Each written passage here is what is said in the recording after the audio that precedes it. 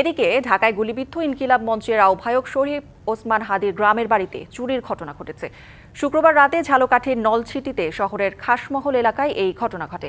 ওসমান হাদির চাচাতো ভাই সিরাজুল ইসলাম জানান, বাসায় কেউ না থাকার সুযোগে জানালা ভেঙে চোর ঘরে প্রবেশ করে। কী পরিমাণ মালামাল নিয়েছে সেটা জানা যায়নি। নলছিটি থানার ভারপ্রাপ্ত কর্মকর্তা আরিফুল আলম জানান, চুরির খবর পেয়ে পুলিশ ঘটনাস্থলে গেছে। প্রাথমিক তদন্ত চলছে।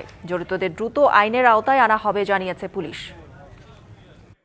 জানালা গ্রিল ভেঙে সেই ঘরে চোর প্রবেশ করেছে এবং মূল্যবান এই মালামাল চুরি করে নিয়ে গেছে। সে এমনিই আছে, খুব মৃত্যুর সাথে পাঞ্জা লড়তে আছে। এর মধ্যে যদি এইভাবে করে তো এটা কি ভালো মানুষের কোনো কাজ?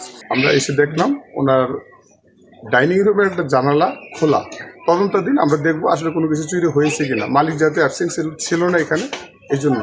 নতুন এবং ফিরে আসা গ্রাহকদের জন্য নগদে চলছে ক্যাশব্যাক সহ প্রতিদিন হাজারো উপহার জেতার সুযোগ। হবে আশা আর ফেরা, সারপ্রাইজ সেরা।